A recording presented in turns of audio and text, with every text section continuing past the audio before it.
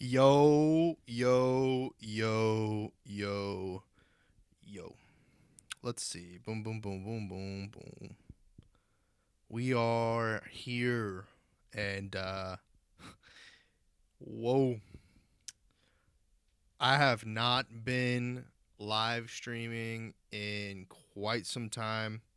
This is just a little bit of an opening before we start recording and talking about what has been going on since my god. Let's see. Let me see. The last time I put out a podcast was in August. That was a long time ago. Man. All right. Well, let's get down to it. Just give me a second and we will get the show started. Hey y'all, this is Trent Knox. I can't believe it has been this long since I recorded a podcast and been live. Like, it's been a long time. The last time I did a talking shop episode was with Anthony Anthem, my boy from Kansas City, on August 24th, 2019.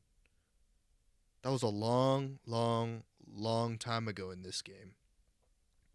Anyway, I wanted to get on here because a lot has changed since that time, and it my life has really gone in a different direction than I uh had suspected that I would be going. Like, in March of this year, I was doing Instacart deliveries. I was doing Postmates.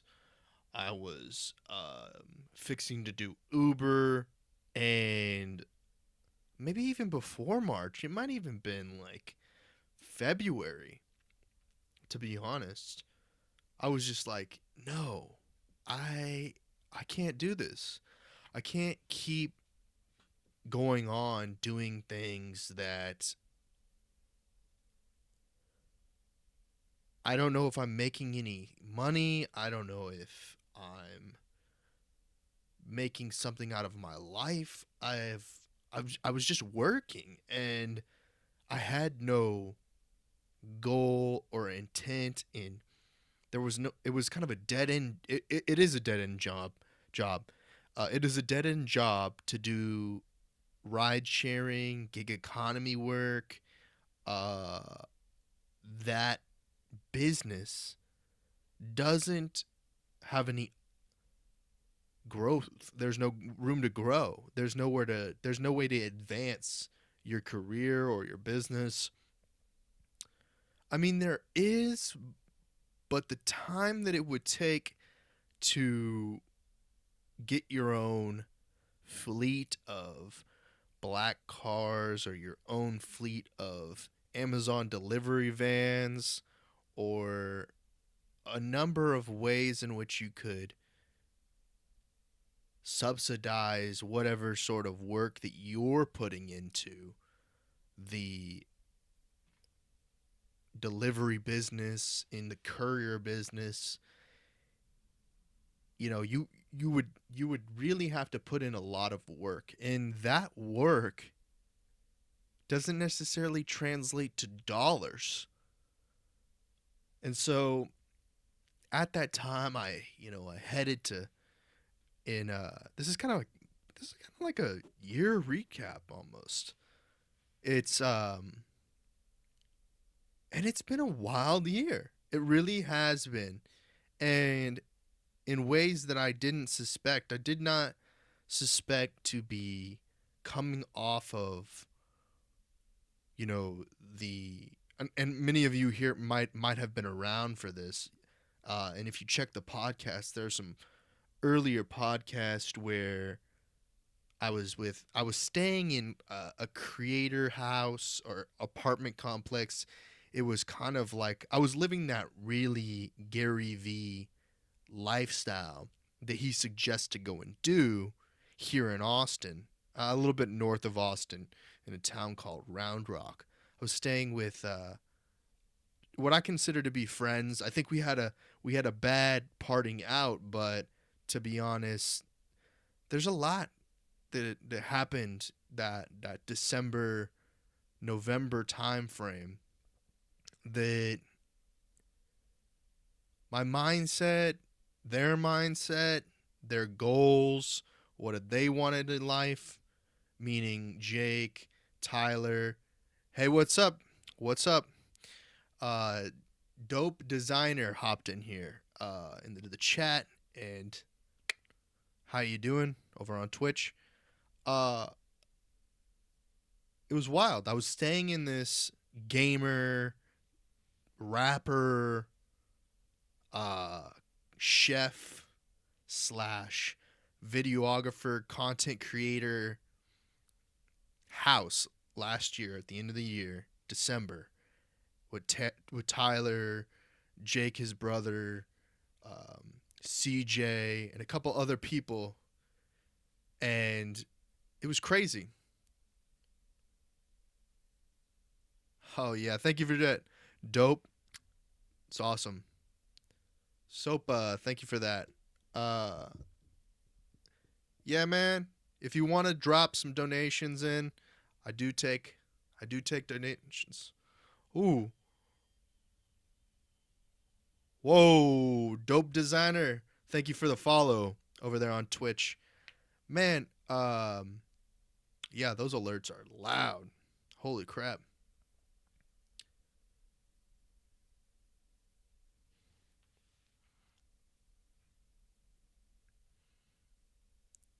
Yo, people are always doing that, man. This dope designer says, "Don't look. I think somebody's following you." Back to the story though. Before I forget, uh, hey man, thanks for the text chat. $1,000, much love, appreciated. Thank you. Uh, yeah, man. So last year at the end of the year, I was staying in this creator house, and it was it's just wild the whole time. Oh, dope designer took took the cash.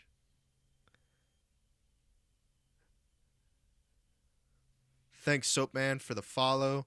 I gotta figure out how to lower that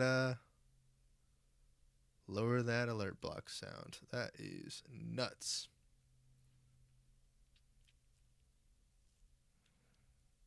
The sound is loud.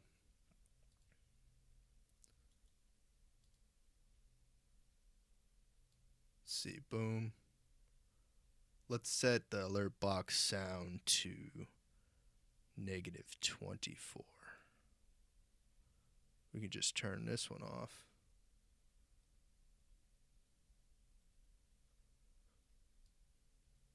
Boom.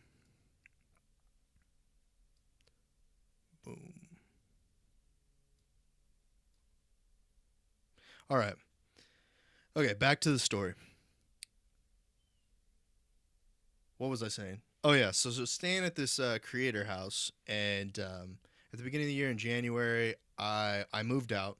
I was like, nah, the situation is not serving me, and was staying on the couch, sleeping on the ground, just trying to make it, man. We were trying to make videos, hip hop, rap videos. We were trying to make music. We were trying to make vlogs. We were trying to make gaming videos. We were just trying to make things, and it just wasn't working out. We couldn't financially get through it.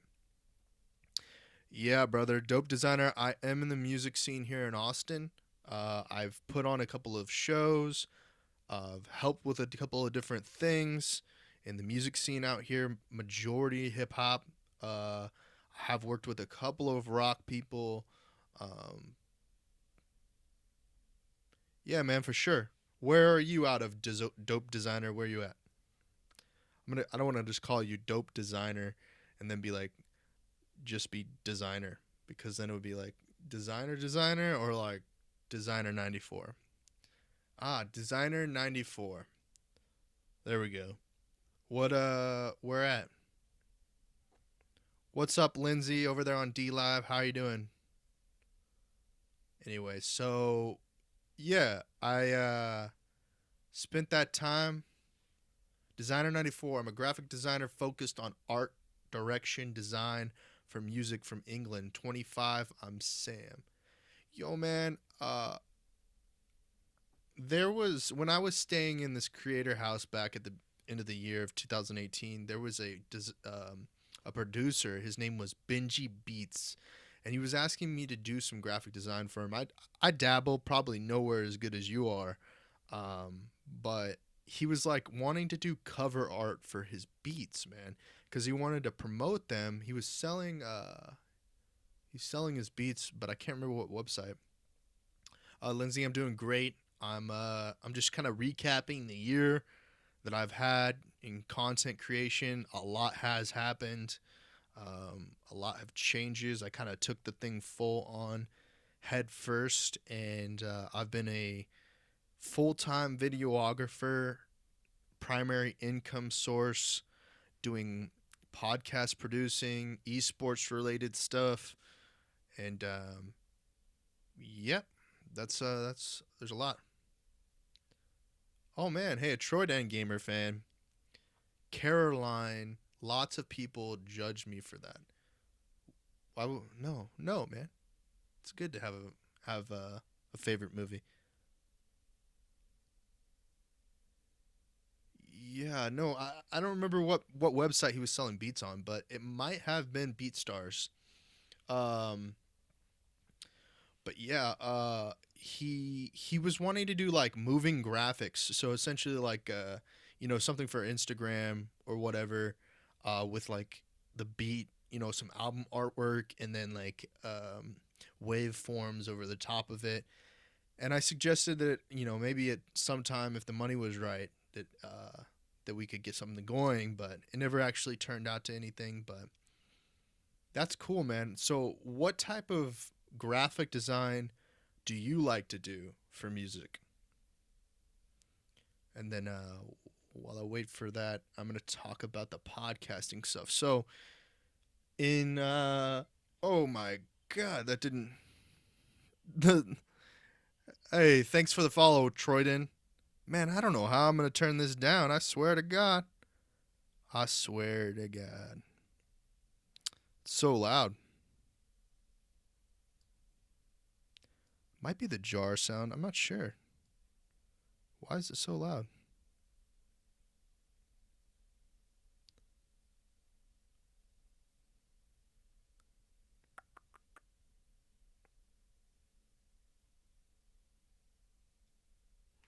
Mm.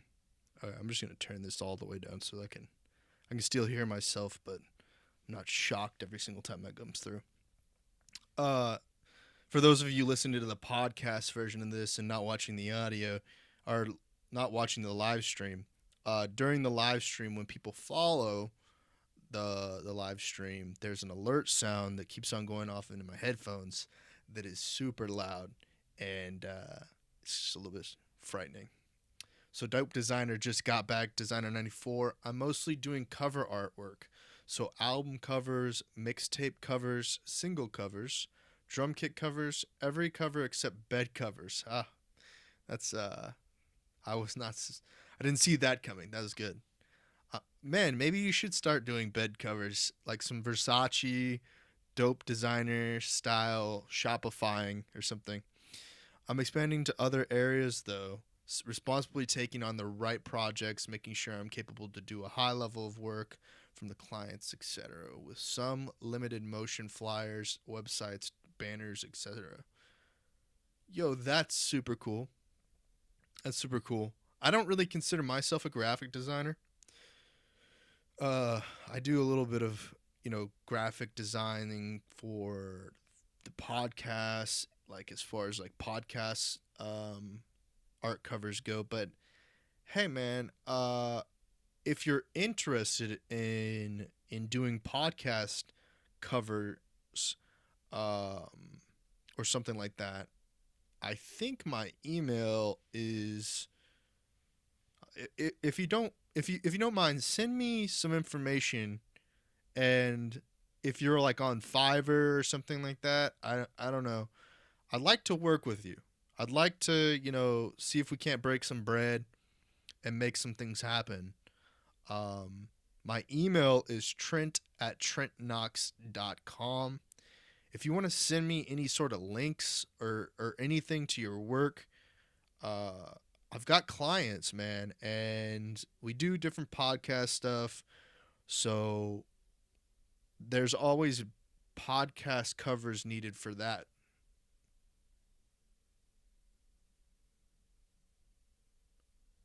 Yeah, if you just want to whisper me on Twitch, I can definitely check that out. Um, and we can figure something out, man. I'm definitely interested in seeing if you can help my clients um, with graphics for social media. There's always different projects going on. I work with different sort of keynote speakers in technology, in music, in health and wellness, uh, military. I have a lot of different clients, and these clients are always needing some form of graphic design. Um, you know, whether it's like a Snapchat ad pixel generated stuff or things like that. And if you're good, for sure, man, we can make some things happen and and pop off. But for those of you who are listening to the podcast, and I just kind of derailed there to talk to the chat, and I'll I like to I want to incorporate the chat into the podcast as much as possible because I think that's a good way for people to join and be a part of the community overall. Because you know, as I have been doing podcasts, sometimes when you have someone that you're interviewing or someone that is a guest on the show, there might be points in the podcast where the conversation slows down, and having a live chat really helps mom- add some momentum to the overall conversation, and that feedback kind of gives maybe kind of uh, raises the stakes of the conversation. But anyway, so the podcast stuff. Wait, for sure, brother. Just sent you over a quick whisper. My specialization is in photo manipulation, but I'm handy at other stuff too, and always looking to challenge myself and get out my comfort zones. Yeah, man, absolutely. Like still stuff and photo manipulation is something I'm interested in. Motion graphics. If you're able to do motion graphics, that is something I'm super interested, in, especially for Instagram, because Instagram we need those 10-second, you know 10-second to a minute to 30-second clips. Oh, okay. For a second there, I disconnected on the live stream. Um, so I bought the equipment to do podcasting, to do videography, to do live streaming, to do a lot of the things that my mind was dreaming of doing, like um, especially dreaming of doing podcasts live in the field with great audio and do things in the music, art, film, fitness, all kinds of different spaces, and really provide clients with that sort of expertise. And so over time, after I did the DreamHack Dallas event, I I reached out to someone I had worked with before, Robert Gardner, and was like, "Hey, Robert, I just got this equipment from DreamHack from going to this event, and I would really like to work with you on starting a live a live video for your business and help you drive revenue to your massage and bodywork practice." And immediately, at first, it was kind of like, well, how are we going to do this? What's it going to be like? And I just went and I did it, and it really worked out. It really turned out to be something. Here we go. Dope Designer says, I'm limited with motion currently due to crappy PC, no After Effects, but I've been messing with some animation in Blender, Photoshop. Oh yeah, for sure, man. Um, I can definitely empathize with the crappy PC. For a long time, I didn't even have a computer. Uh, and the only live streaming I was doing on was on a phone. I just recently bought a computer, and like this is part of this story that I'm telling right now is that over this year a lot has changed. I had I had like a PC, but it was really slow. I had like it was from 2010 or something like that, and it could barely run or stream. Like it couldn't play any games and nothing like that. So I uh, I was like, all right, I'm gonna put this away, and uh, we did some live streaming, but the little bit of live streaming that we did was kind of rough last year, and I don't know, never really got what I wanted out of it. So this year, I saved up the money and I purchased an iBuyPower PC, and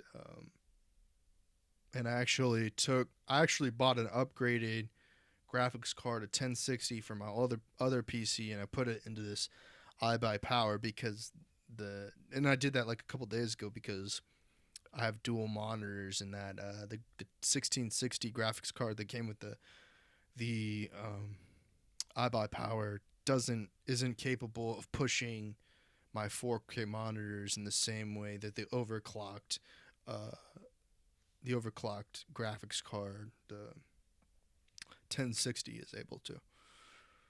So yeah, man. Yeah, everyone who's listening to the audio version of this podcast, it was really just a lot of what did I want to do? What did I want to accomplish? You know, I was I was getting money, but that money that I was getting from doing the gig economy work went immediately out of my pocket. As soon as I got the money for gig economy work, doing deliveries with Postmates, Instacart, that stuff, I'd get that money, then I'd have to pay my insurance, I'd have to pay my car loan, I'd have to pay for gasoline, my phone bill, and by the time that by the time of the end of the month came around, I didn't make any money. I was out of money. I was like $200 was in my pocket, but then last year, uh, I was drinking a whole lot of alcohol, smoking cigarettes. I was doing a little bit of drugs, not a lot of drugs, like just a little bit. And then I was like, can't do that anymore because I'm spending all my money, not holding on to it. Now, a lot of the people that I was around and the people that I knew that I was doing these things with either had family money, they, were more successful than I was, uh, and they were older with more revenue coming in. There we go. Here we go. Somebody's got something to say here. New the SWM team. If nobody has told you today that you matter and are loved, allow me to say that you're great. No matter what life is discouraging you with, you're valued and are important. If you are going through anything, no need to fear of reaching out. You know, I, hey, thanks for that empathy, and I believe a lot of people need to hear that, man, and that's a good thing. I'm doing pretty good. I don't want to say that I'm doing pretty great. I'm doing maybe great, pretty good. You know, there are a lot of things that I would like to still improve, but today, if we're talking about today, it's doing good. The SWM team generally cares for me. That's awesome. That's good positivity, man. Positivity is a good note. Um, Empathy is incredibly important.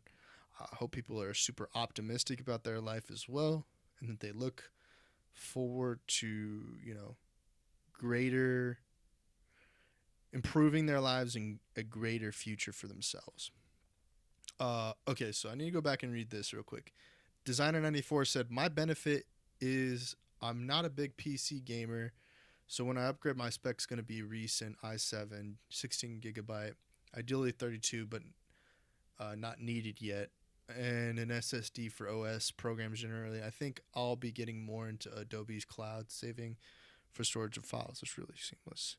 Yeah, designer. I've been subscribing to the Adobe Creative Cloud for a while for the video editing that I do, which I do barely any video editing, but I still need the whole thing for like I use Adobe Spark for like I said, I kind of graphic design, but it's only to like make a podcast flyer or album art or something like that, you know. But yeah, those specs that you're talking about are really good, and you can even get that in a laptop now. You know, the i7 16 gigabytes, 32. Yeah, 32 is a little bit much, but that solid state, yeah, for sure. I think laptops are way more versatile for the graphic design these days than they used to. And then the SWM team says, "Because life is short and you got to treat it with purpose." Yeah, that's a bit of what I've been talking about in this podcast today is that you, bef- like last year, I mean, before I just turned 26 for all of those you who are listening to the podcast. I turned 26 on November 12th. So 5 days ago I turned 26. And I'm in the back half of my 20s now. Um, you know, I'm hearing positivity coming from people out there saying, "Hey, man, um, it's just the beginning. It's You were born on October 13th. Awesome, man. A lot of people saying positively. Your life's not over when you're 30. Um, there's stuff that you still have to do in life. Thank you for the follow, SWM team. I appreciate you. Thank you very much. And I follow. Hey, Sticky Man, how are you doing?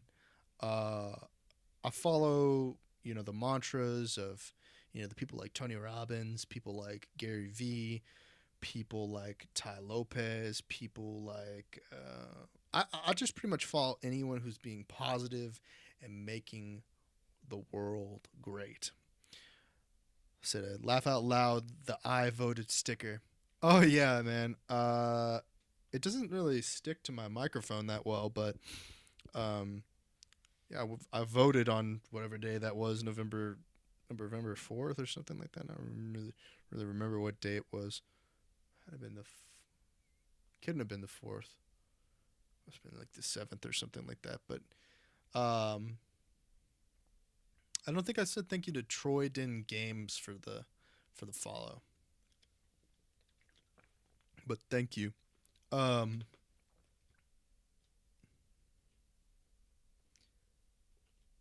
Denmark, you're required to vote. Sticky man, you know what? That's pretty cool, man. I'm a, I'm a little bit. Uh, my heritage is from is from Denmark. I am part Danish, and maybe that's why. Maybe that's uh, maybe that's why I have an affinity to voting. Is that my heritage is required to vote? Might be why. Um, oh, designer 94. Have you had a chance to try out cloud saving? It's some of the drive file stream Netflix for files. I think it's rad because you can have this PSD, save it, and I could open the same PSD and make changes to etc. Great for collaboration. Not sure if they've made the possible yet, but I figure plan to move. Yeah, designer. There is a service called Frame.io that I've used before. Uh, for Premiere Pro. This company that I used to work for, they use Frame.io to do file sharing when passing along those types of things.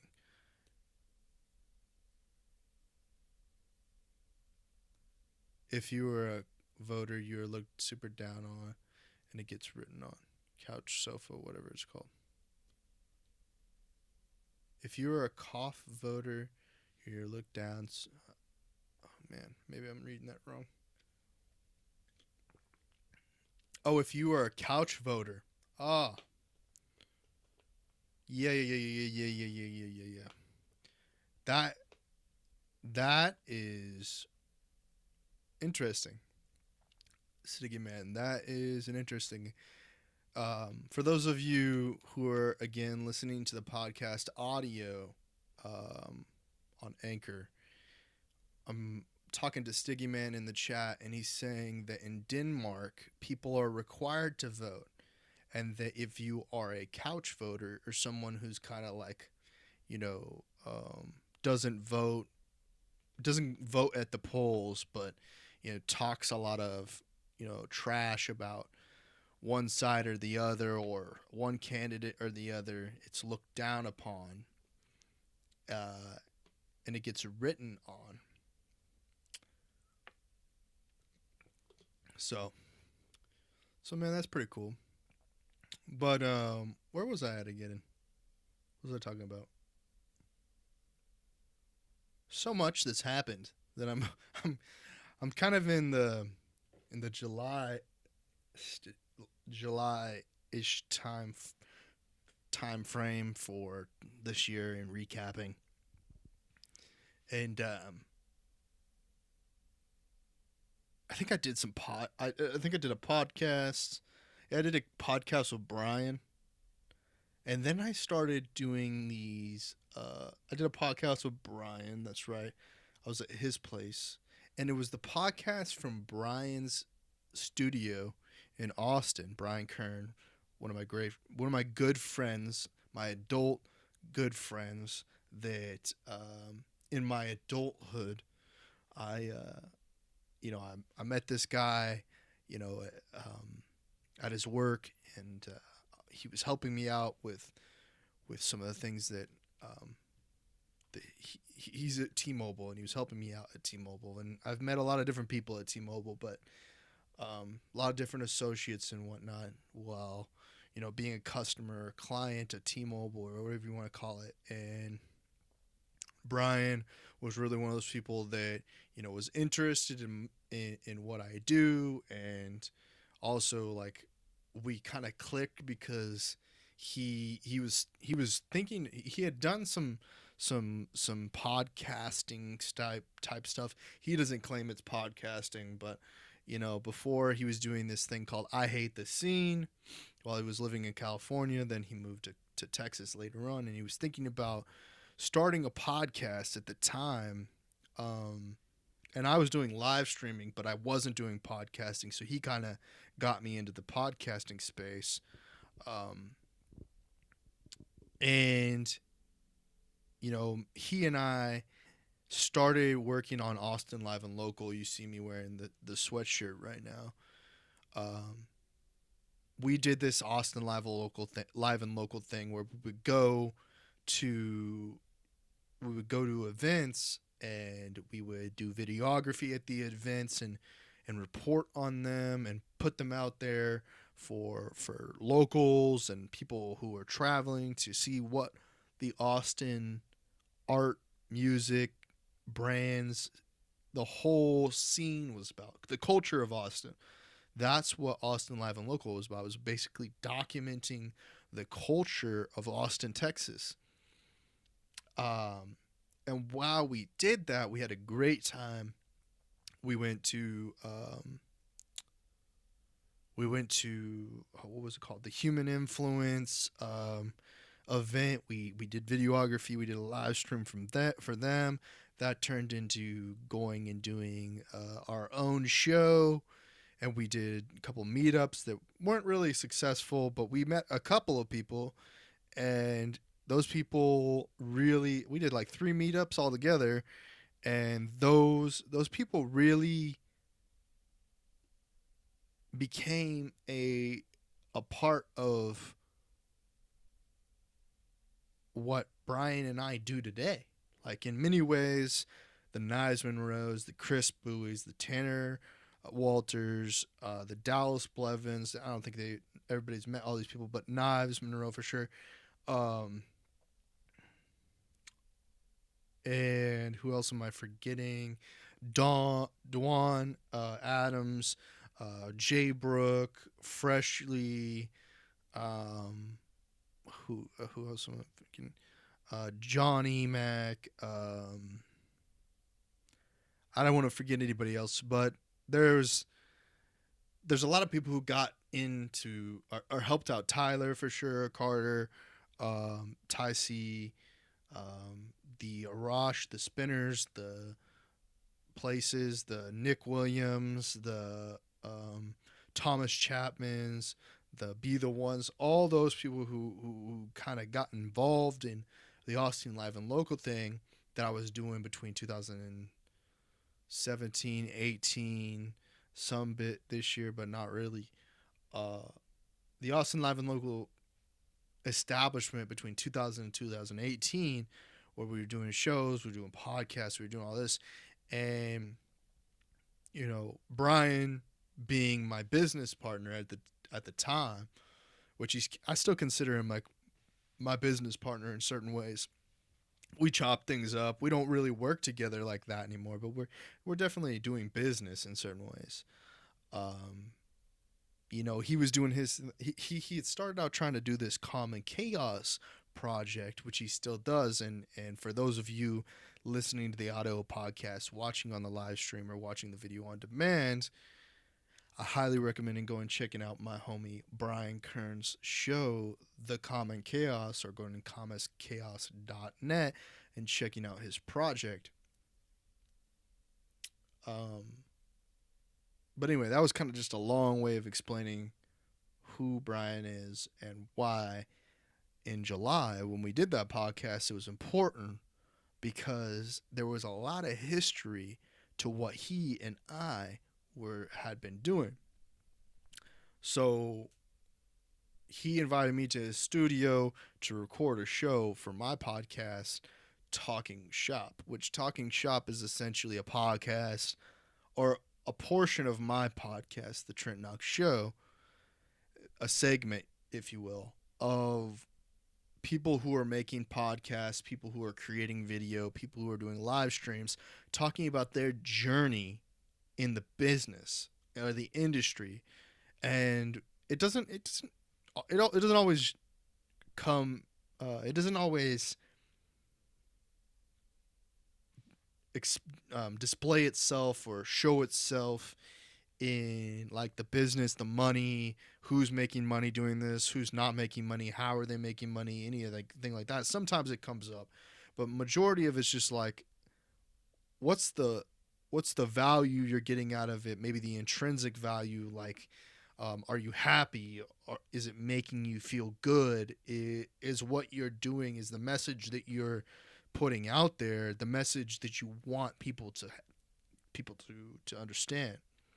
Sort of like if you really love foreign cars, are you talking about foreign cars? If you really love traveling or whatever it may be in that podcast, it essentially is the the folks doing and then just telling the audience or the people on the listening to the podcast their the experience they get from doing that thing or the value they get from doing that thing. And Brian's specifically, his show is a lot to do with like politics in certain ways, social issues. Um, I mean, I don't know how much more I could sell this. I mean, you have to just go and hear it and see if it's any value to you. But he's got a lot going on, man.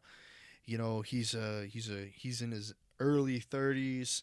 He's a little bit older than me, so he's experienced a little bit more in life than I have, and he's definitely in a different stage. Um, and yeah, I suggest that you go out there and listen to his podcast. But anyway, we did a podcast, and that podcast was discovered by a gentleman, Steve Joyner, who's per, um, a publicist, a promoter, a, a a person in the industry, in the entertainment industry, that really, really, really cares about the people that he works with, and tries to provide them with value and help them grow their podcast, their acting career, their business, their whatever it is that they do. He's kind of like a liaison, or not a manager really, because he's not going around and making sure people got their taxes paid, or making sure that they're getting them the money that they're supposed to be making, or negotiating deals or anything like that. He's more of just like a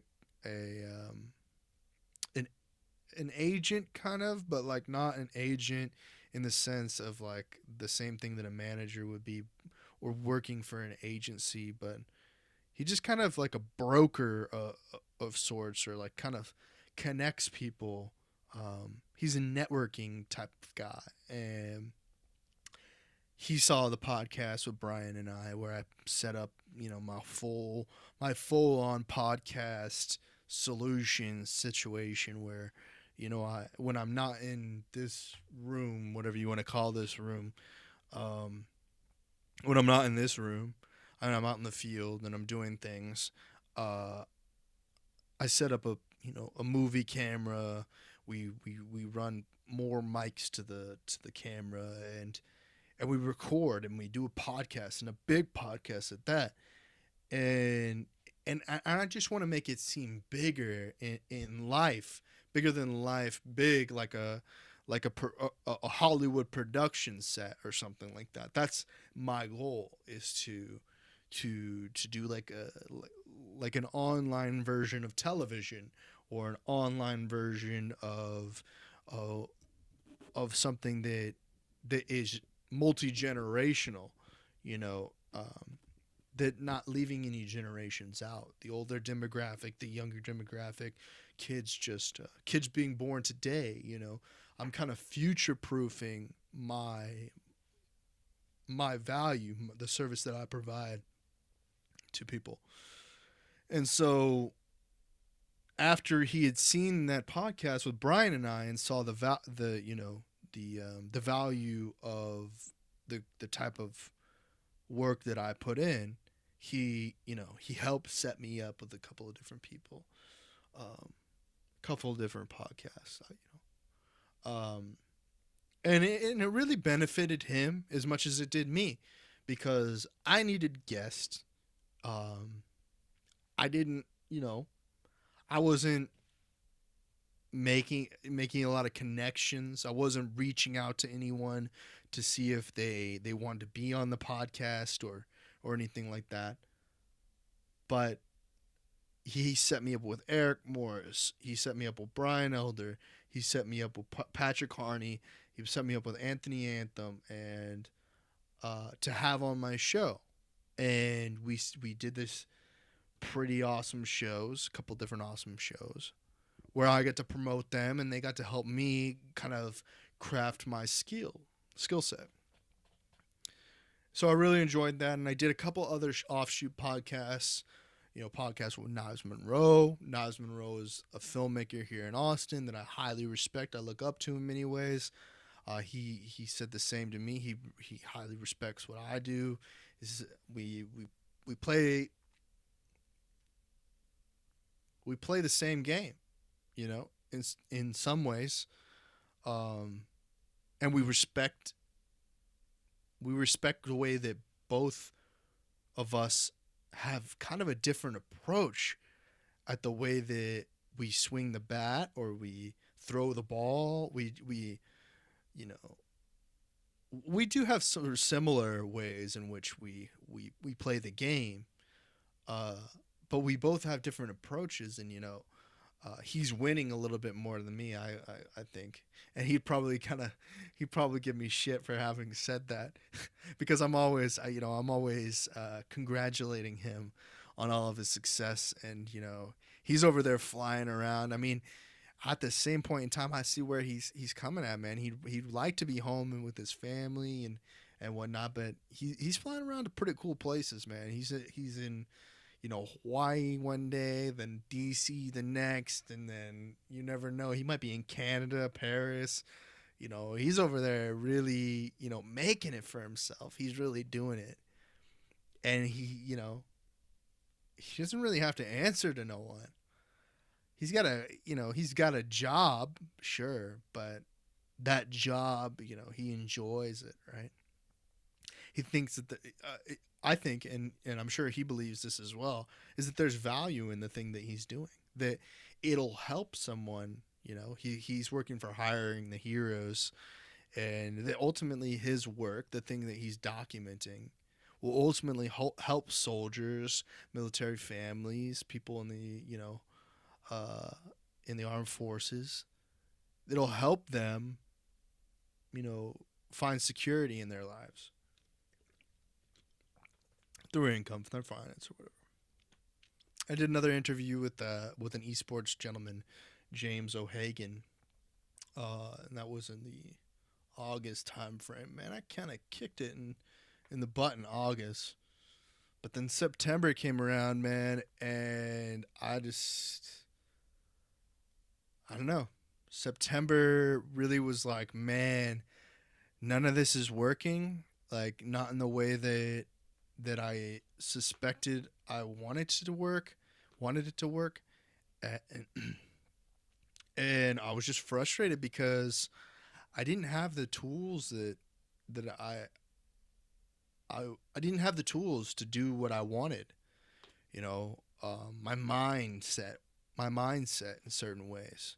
I didn't mean to look like that, but my mindset was always kind of not where I wanted it to be. I didn't. My mindset wasn't where things made sense all the time.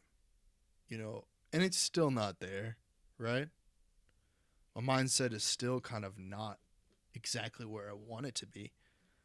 You know, I listen to a lot of positive thinking, YouTube videos. I try to filter my Facebook feed so that I'm getting positivity coming in, and that it's not just a bunch of negative stories about how I'm not living up to the person that I should be, or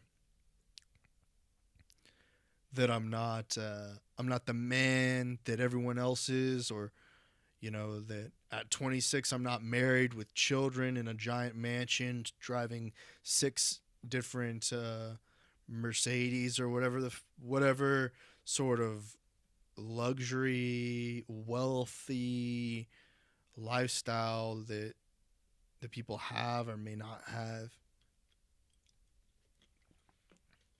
The fact that I just try to get like good advice, from where I am, and sometimes I actually do fall into those traps of like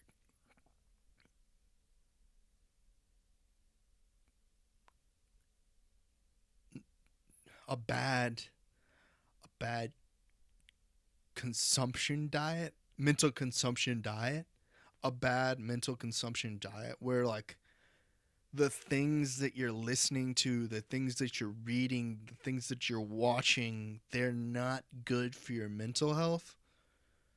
Like maybe it's like the you know the violence that's going on in the Middle East, or the violence that's going down in the city, the terrorist attacks, um,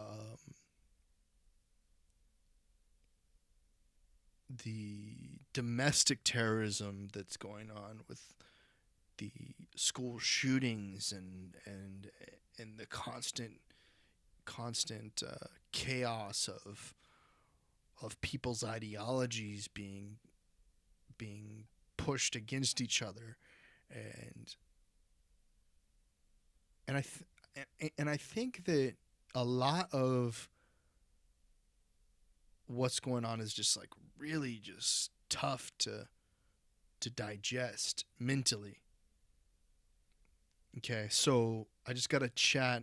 Someone came into the chat, and they asked me to say something, so I'm gonna follow up with them. So OF underscore Tommy says, "Can you say Rizzy UT is a fucking cunt and his account reeks? Thank you, X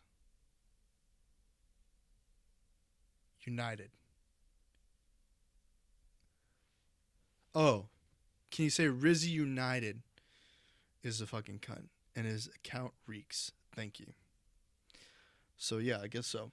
Uh, and he says, "Say it with pure passion." Yeah. Uh, I don't like pure passion. I I'm not sure what value you're getting out of that, but I hope that what you're asking from me, you believe there's a value for me in giving that to you.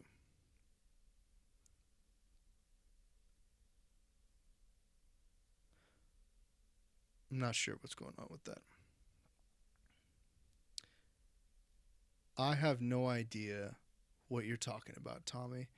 And I just, if you, if it was more, if I knew more about Rizzy United and how he stole something from me, then I might have the same perception.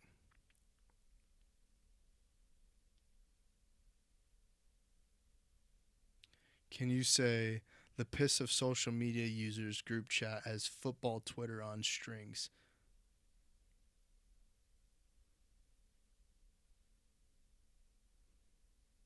Interesting. I see it, man. I see it. Tommy's asking me to follow him on Twitter. So, well, this is very much like Bill Burr esque in the way. Can you say we have Joe on strings? We have Joe on strings. That seems like fun to say. We have Joe on strings.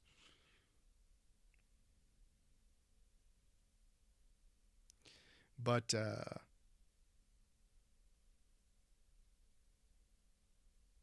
have no idea what you're saying, Tommy.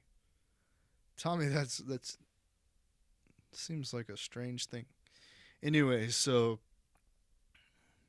yeah, politics and things like that, in the consumption of just like fake news, real news, all kinds of tough subjects, but having this mental diet thing that people have been talking about recently is something that I think that I struggle with.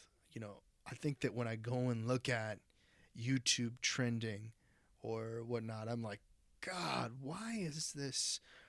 Why is like the worst of the worst always at the top? It's like the content that you consume in 2 to 3 seconds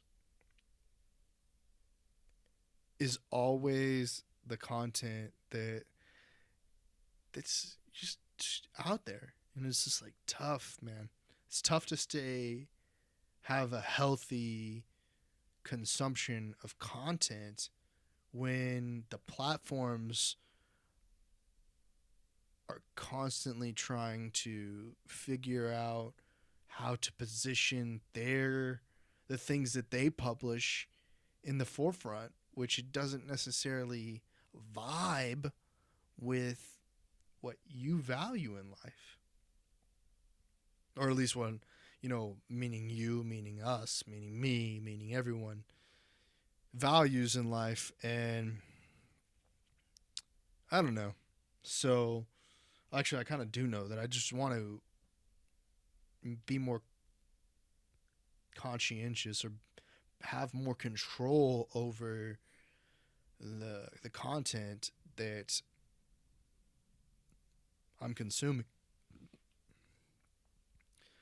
So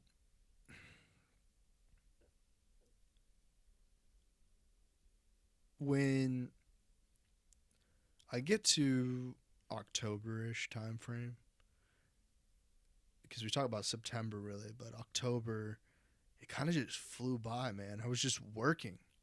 I've been the whole of October was trying to focus on how can I make my clients more money. And in making my clients more money, getting a percentage, a commission, or in any way getting some of that value back. The work that I put in and what is the return that I get. Like if I put in an hour's worth of work,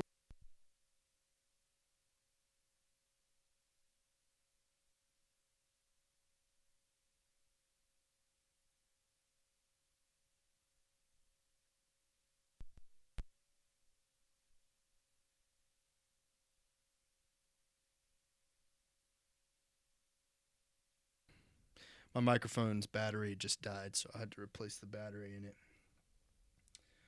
Uh, if I put in an hour's worth of work and my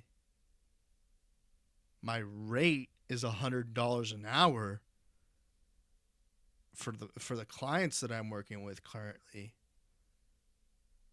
well then what do I do when I'm not making $100 an hour?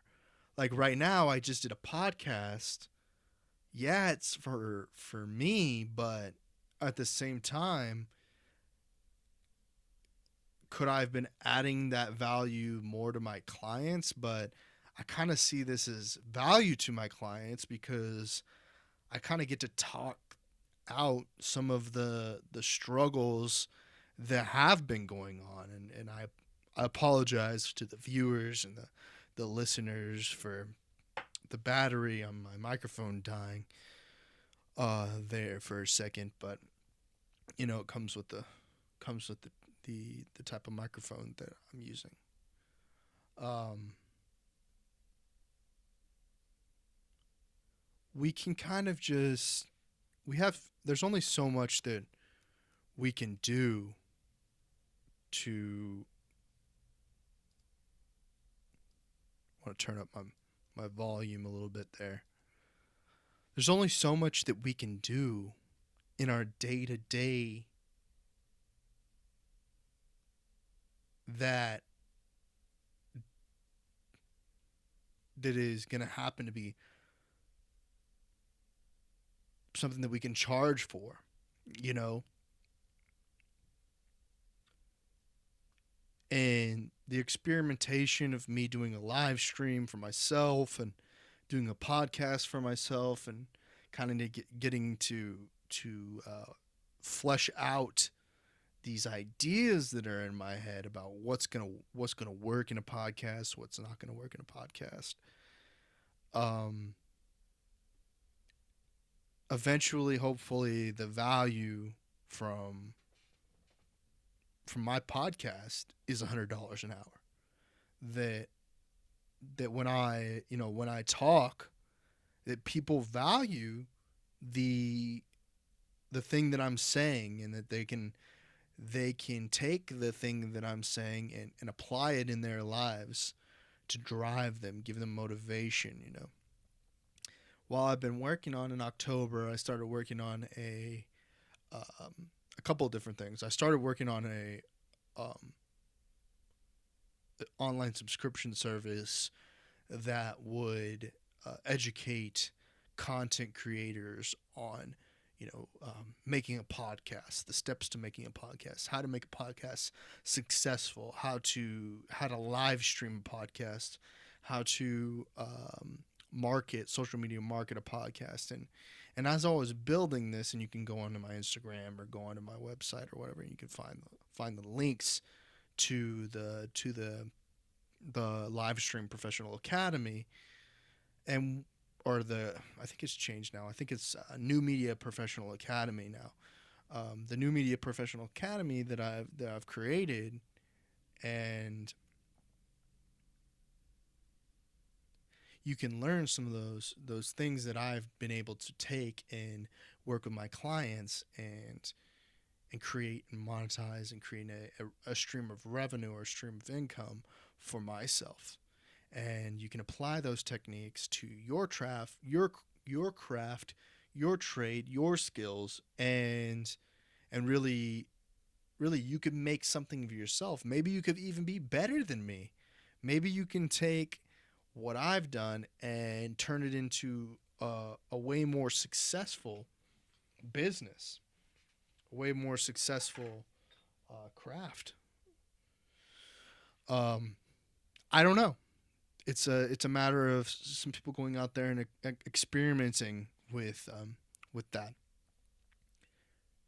And in addition to that, I've been working on writing a book. I've been writing this book about how to make it in esports, monetizing your stream in 14 days, and how in 14 days of straight hardcore content creation, 4 hours, um, 4 hours to 8 hours a day, you can create an audience on websites like TikTok, Instagram, Snapchat, Facebook, Twitter, Twitch. I could ramble off about all of the social media platforms, how to take that audience, create a drop shipping product, and really provide them with something that they can turn around and use, or learn from, or educate themselves in a way that they weren't able to previously. So that book, it should be coming out sometime maybe next year. The New Media Professional Academy is it's it's working. Maybe I'll have it where I want it next year. The I plan next year to go back and do some more Austin. So, pardon me. Austin Live and Local should come back next year. So I'll be attending events and covering them. And the Esports Business Network, which actually started in September, I think, and I didn't actually mention it here, but if you are into esports, I highly recommend you joining the Esports Business Network group on Facebook, because I am regularly posting about the information that I am learning. And as I learn, and as I start negotiating deals, and as I start making brands in esports, because I've been playing video games since I was a child. You know, 5 years old, I remember playing Frogger on a PS1, I believe, a regular old PlayStation. Uh, And you know, there's this kind of this elitist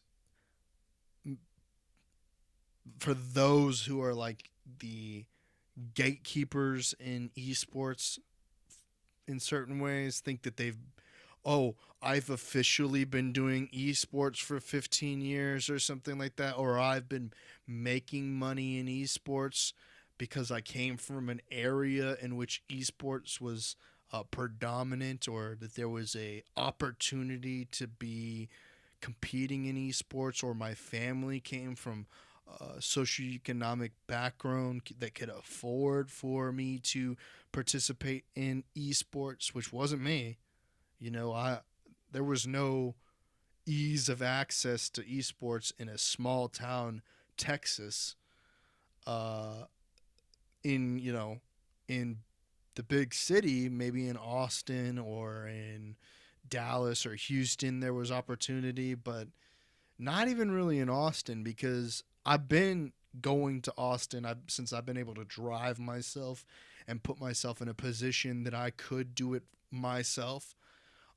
I've been there, and these people, they're not that. They're not the guys. And even the guys that are out there doing things like the esports awards, um, esports observer TEO, or and I don't really hate on TEO, but I think they're doing business the wrong way. Um, or esports insiders, or ESPN esports. Even though I know Jacob Wolf, and I mean I don't know him too personally, but I've met Jacob Wolf in person. Like, I don't know, man. It's just kind of like a bunch of phony dudes like talking out of the side of their mouth. Like, I can talk out of the side of my mouth too, like a dummy. But I'm honestly just like, anything I say, I'm straight shooting it to you. Like, it ain't no bullshit. You know, there are a bunch of folks out here that are messing it up. I'm not the greatest at it, but I'm gonna point it out. I'm gonna point it out. If I see some tomfoolery, Uncle Tomming, some sort of dumb bull crap, I'm gonna be like, look at this, man.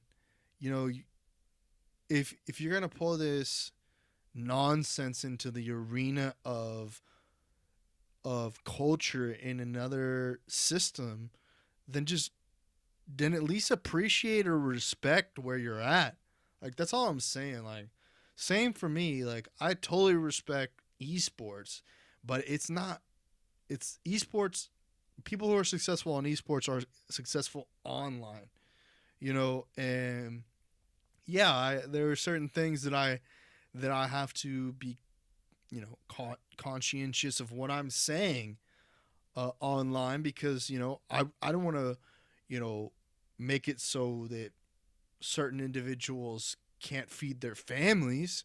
But at the same point in time, it's like, man, you better step it up and be, more conscientious of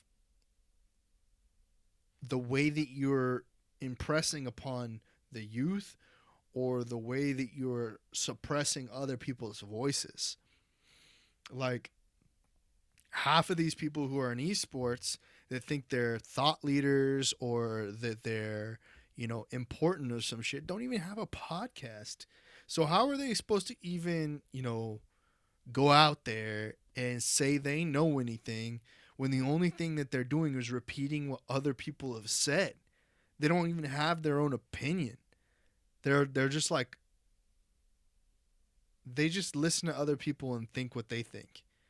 You should be analyzing what other people think, but then making your own perspective on it, and building your own business. It makes no sense for, let's just say, John Doe, for working for company A, and them not being like an independent contractor with their brand on the story. But they're just, you know, they're that's kind of crude. They're just, kissing ass to the people of company A, and company A ultimately gets to decide whether their story runs or not, forget it, man. Why don't you just, independently monetize your your stories or the business that you're in? You know what I'm saying? Like, I think it's just like the esports industry is such a kind of like a it's a boys club. There are a couple of girls in it that are just not like it's it's it's not treated like it's worldwide wrestling. It's not treated like it's the UFC. It's not treated like it's NASCAR. It's not treated like this. So we kind of get these weirdos that are allowed to kind of like navigate in this space, but there's nothing wrong with the weirdos. Like, more power to weirdos and people who have strange um, outlooks on life. That being said, where is the show for the people who are not weirdos, who are not don't have strange outlooks on life? Like, where's the regular people show? And not treating certain people with more or less respect than the people that are regular people. Like, it should there should be a sense of equality.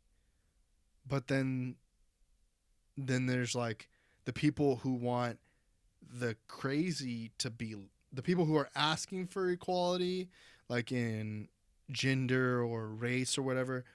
They're causing a disruption where more of them collect than the diverse group or whatever. But it should just be a bunch of people who don't have, like, who aren't constantly calling people out for being this or being that, or having these huge political agendas, when it could just be like a bunch of people who are friends just kicking it, saying, smoking a Dutch, or, drinking a whiskey, or doing something like regular, treating people with respect and not bugging out. All these people are always bugging out.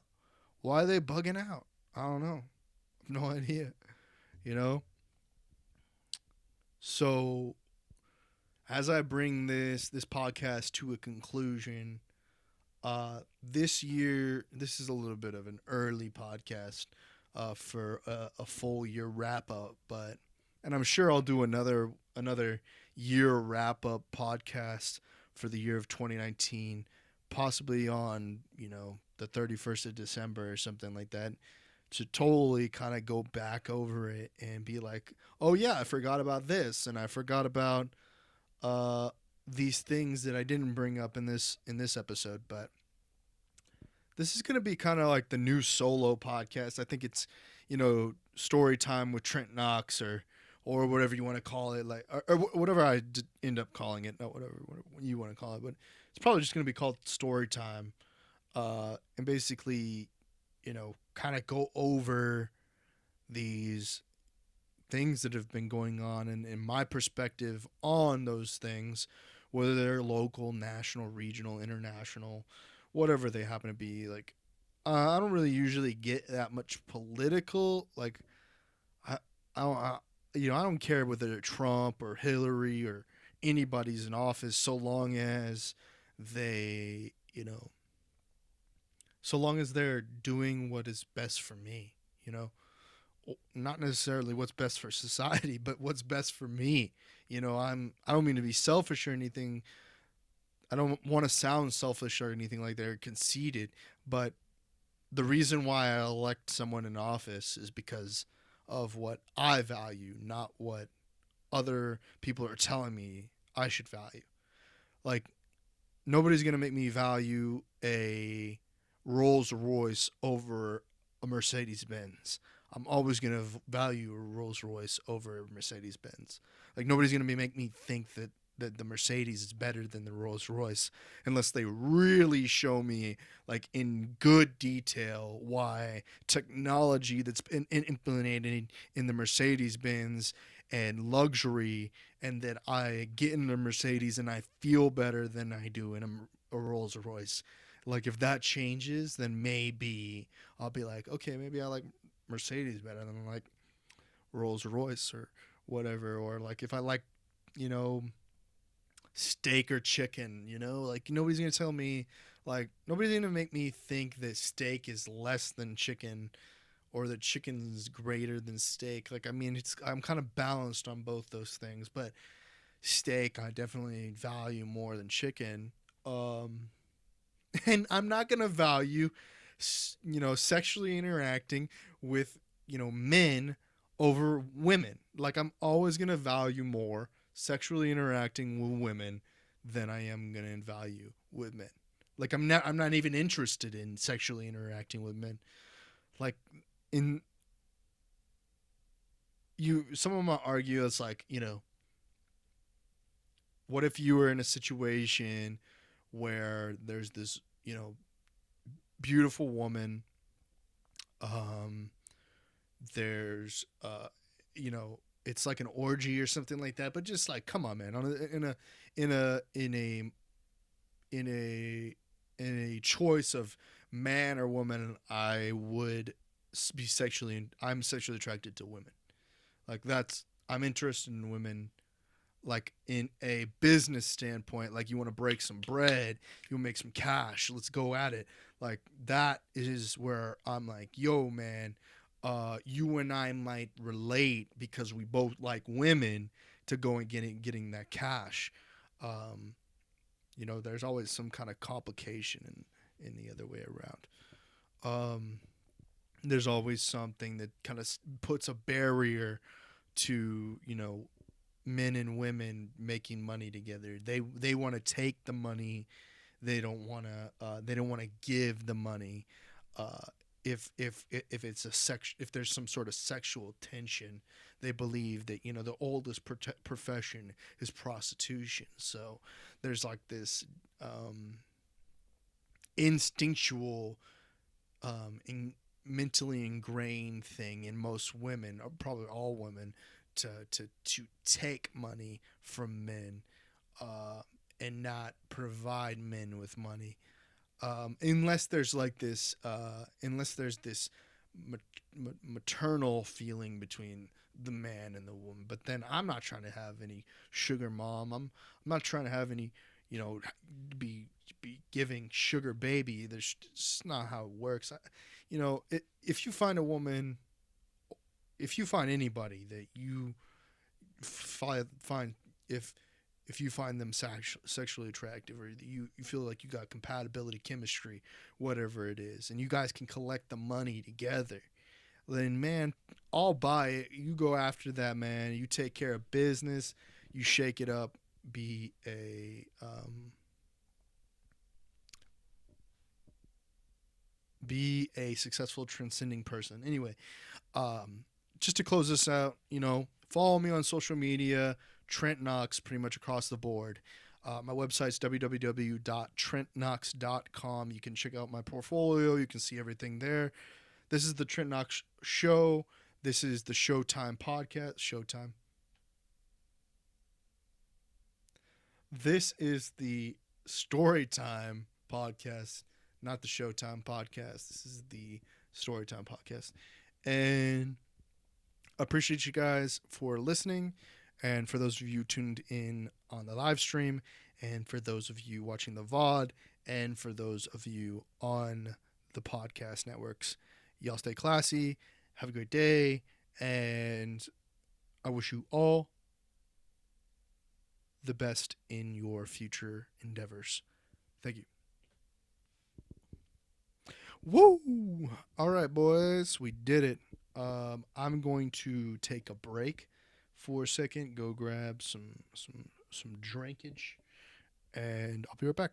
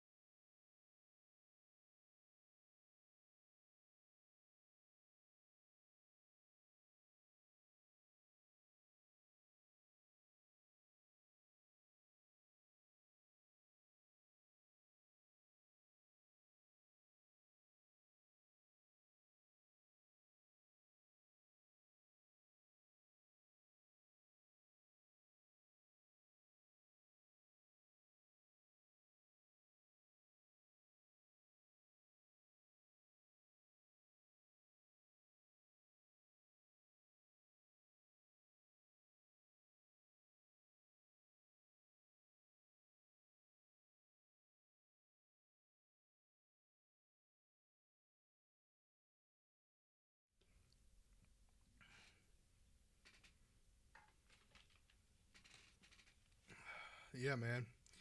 What a good podcast, man. I haven't been. What a good podcast. I have not been. I've not been active doing podcasts, and I needed to. Oh, here you go, boys. You're gonna love this one. How big this one is? This big.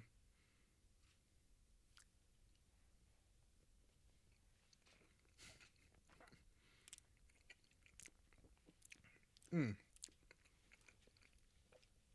Yep.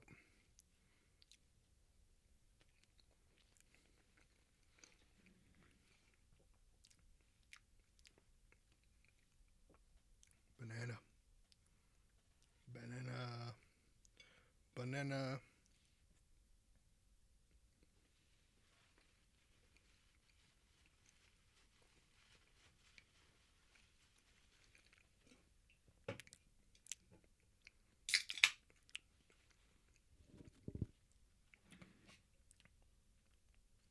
What's up, FSN TV? How are you doing? This is my first time on D Live.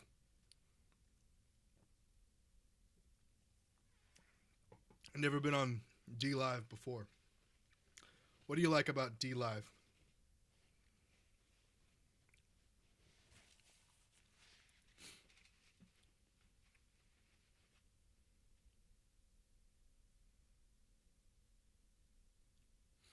Man, I just, I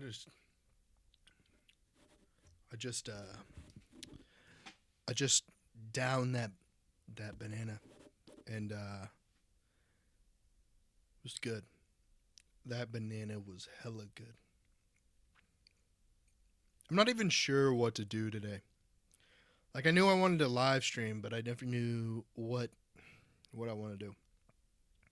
Like I know I record about an hour worth of podcast, and then I don't know what to do. Uh, I purchased I mean, like I said, my birthday was on November 12th. Um, I purchased these nice headphones. I really like them. They are Anchor brand. They're USB-C Bluetooth, but right now I've got the cord hooked up so that I can hear, uh, through my mixer because the Bluetooth wasn't, for some reason, it wasn't kicking through the audio. So I got it hooked up, and yeah, that's what I'm doing. For my birthday, I got my mom got me an Amazon Echo, and I've been using that because I had a Google Home before, but then I got an Amazon Echo. It connects to my Fire TV, and I can kind of tell it what to do. But like, I wish the Amazon Echo. It's an Amazon Echo Dot, to be honest.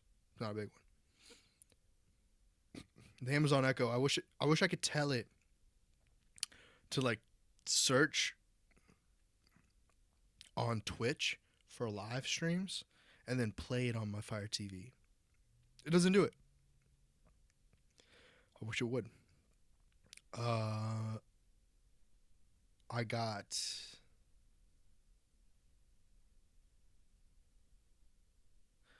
I got my grandmother for my birthday. She got me a Stream Deck, which is nice. So I'm using the Stream Deck. I'm not exactly sure what what kind of value the Stream Deck brings to my stream, but eventually maybe it'll bring a lot of value. Right now, I'm kind of like just talking to myself though. So yeah. And what else? What else? What else is of value?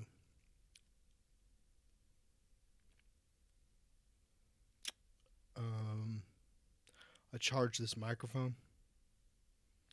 So this is the Sennheiser AVX video microphone set, and I have it hooked up to my Behringer 802 USB, which I'm fixing to buy the Zoom Live Track L8, and the Live Track L8 is going to allow me to take in phone calls. So, and technically, I could take phone calls now, but I don't know.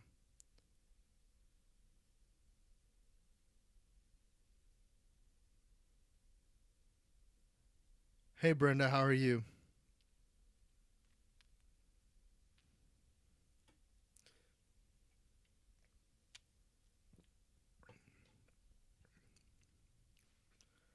Thanks for tuning in.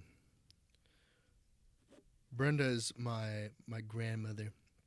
She sent me a nice gift too. Cash. We love cash. What are you guys up to today? Just hanging out? What's the family in Colorado doing today?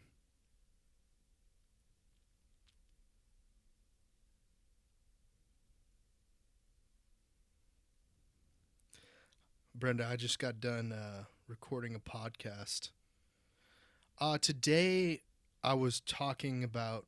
I did a podcast a little bit earlier, and I recorded it. I was just basically talking about the what's been going on this year. I talked about what I've been doing.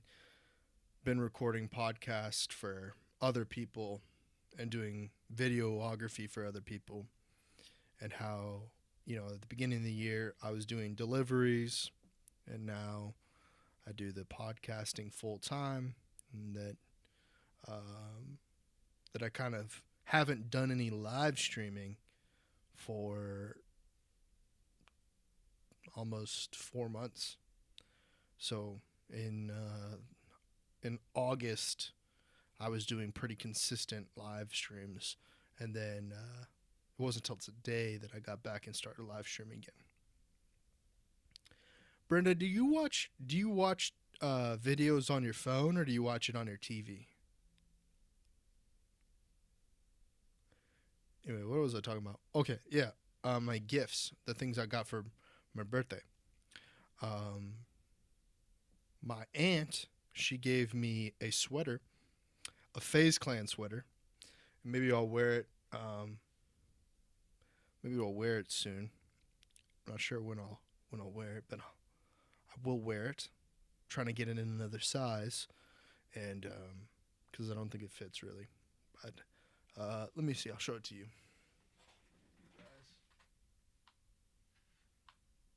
Phase Clan sweater.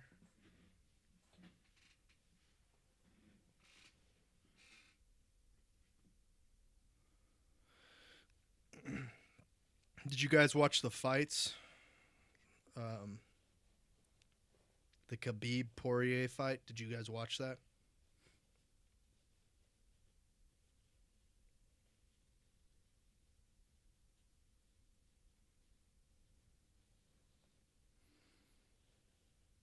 Did you guys watch that fight? I think the delay is a little bit weird on Facebook, but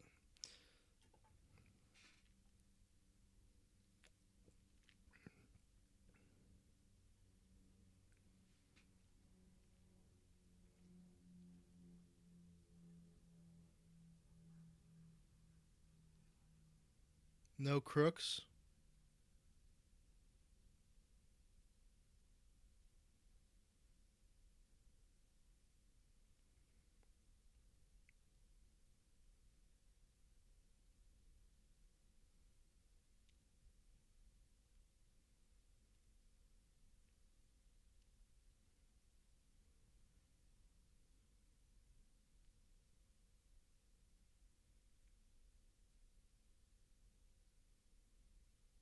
Oh,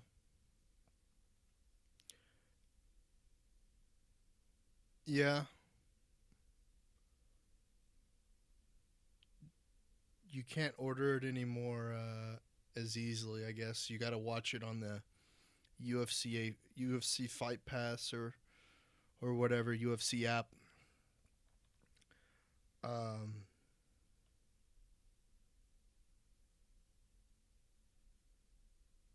Yeah, I didn't. No, I didn't. I didn't watch it.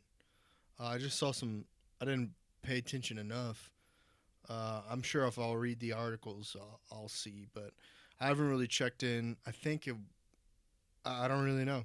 I just saw a little bit of a fight between Khabib and Daniel Poirier, and I didn't see who won. So I think maybe the decision was maybe up in uh, up in the air. I'm about to look it up and see.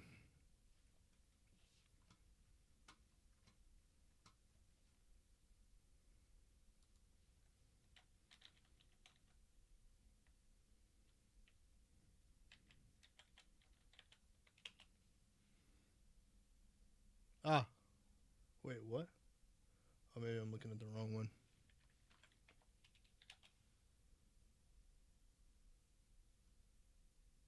Wait, was it Fight Night? Maybe it was Fight Night.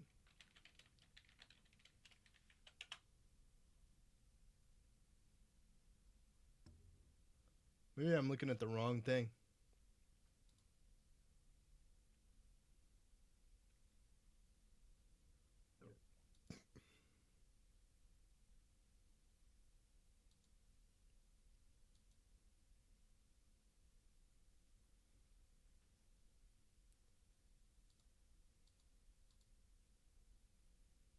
I don't know. Well, yesterday was the fight, but I don't know. I thought it was. Maybe I'm looking at something the wrong way.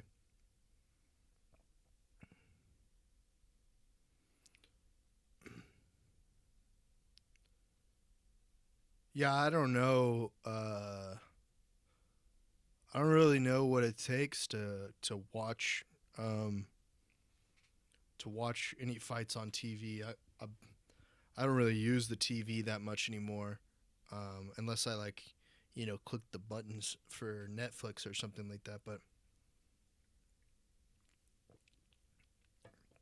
I was saying my mom got me an Echo Dot, the Amazon Echo Dot, and I have a Fire TV stick, so I just now I can like tell it what I want to watch on Netflix, or tell it um, tell it that I want to see this on YouTube or whatever, and it'll show it on my Fire TV.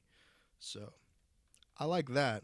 That makes it pretty easy for me to watch whatever I want to watch on TV now. I don't. I haven't been really watching anything. If the I don't really pay attention that much to the UFC fights unless it's afterward. Like I watch the videos after the fights, but the actual fights, I think I you guys kind of spoiled it for me because we went to that fight night in uh in in Broomfield, and like that experience of going to the fight is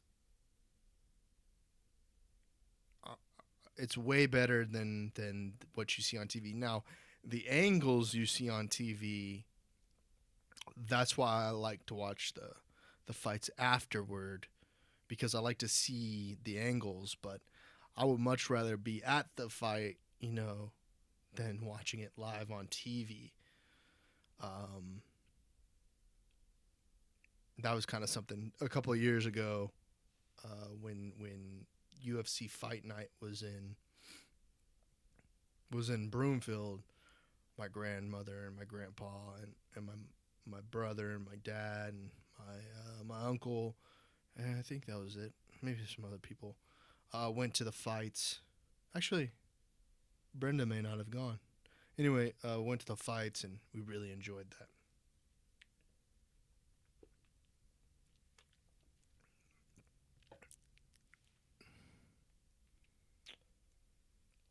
But let me think of anything interesting else to do on this live stream. Um, I really got to get back into the swing of these things. Um,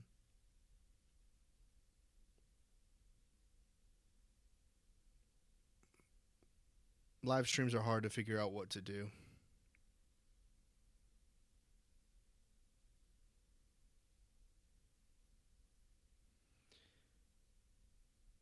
Um, the Alexa, the Amazon Echo. Have I given it any name? I think I named the Fire TV. I had to rename the Fire TV so it knew where to um so it knew which device I was talking about when I said Echo, watch dot dot dot on Fire TV because it was like set to something weird. But no, I just say Alexa. Alexa, play blank on Fire TV, and it does that. I also have a Google Chrome, and I was using the Google Chrome, but the thing with the Google Chrome is that I can't connect my Bluetooth headset to the Google Chrome, so that when I go to bed and I just want to listen to it, and then like the whole family or my grandmother here doesn't need to hear what I'm listening to, like the Netflix show or whatever game or whatever I'm listening to, music. So then I just, I have to have the Alexa and the Fire TV in order to have the Bluetooth option. So that's why I have the Alexa products or whatever. And you know, it's so far it's been like pretty good, but it doesn't do all the things that I thought it did. So I'm just kind of like, but how complex can a computer get? Like eventually it'll do everything that I can think of, but right now it's kind of limited by, did the programmers intend for you to be able to do that thing? And still just waiting on it for, waiting until, whole lot of waiting for the future to happen one day.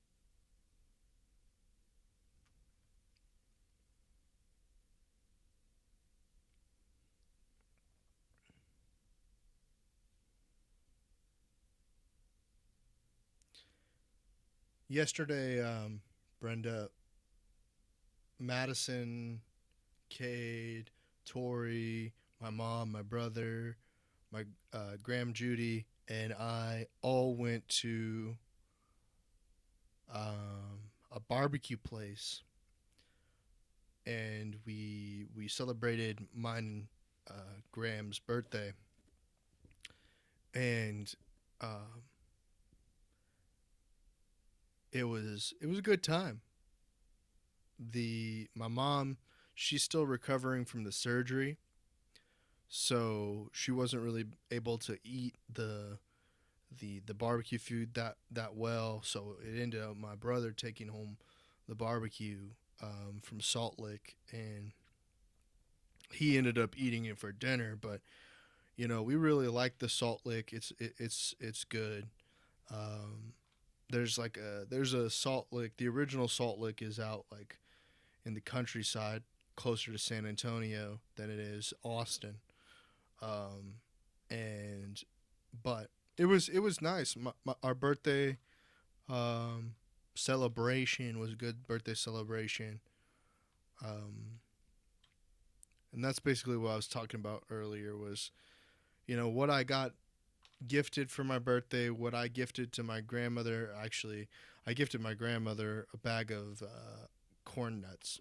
Well, not corn nuts, but like sugary um, treat type of.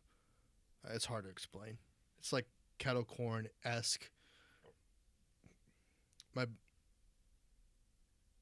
my mom,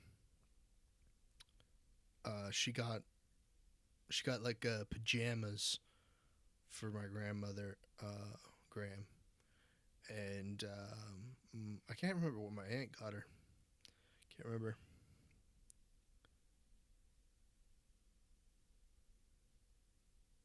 Yeah, Cade. Have you talked to Cade recently?